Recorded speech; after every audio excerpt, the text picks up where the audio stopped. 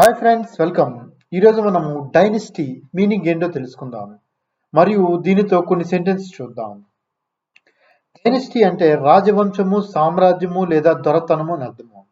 దీనిని మనం సాధారణంగా ఒకే కుటుంబం నుంచి వచ్చే రాజుల పాలన అన్న సందర్భంలో వాడతాము, లేదా ప్రజెంట్ సిచ్యువేషన్లో ఒకే కుటుంబం నుంచి పొలిటికల్గా ప్రధానమంత్రి లేదా చీఫ్ మినిస్టర్ పొజిషన్లో ఒకే కుటుంబం నుంచి వస్తూ ఉంటే అటువంటి సందర్భంలో కూడా మనం డైనెస్టీ అని వాడతాము. ఇప్పుడు డైనెస్టీతో ఒక సెంటెన్స్ చూద్దాం.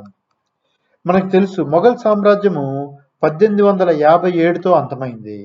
మనకి ముందు మొఘల్ సామ్రాజ్యం అంతా కూడా ఒకే కుటుంబం నుంచి వచ్చిన రాజులు ఉండేవారు. ఇటువంటి సందర్భంలో మనం డైనెస్టీ అని వాడతాము. The Mughals dynasty came to it's end in December 1857. ఇక్కడ మొఘల్ సామ్రాజ్యము 1857తో అంతమైంది అన్న సందర్భంలో దీన్ని వాడతాము.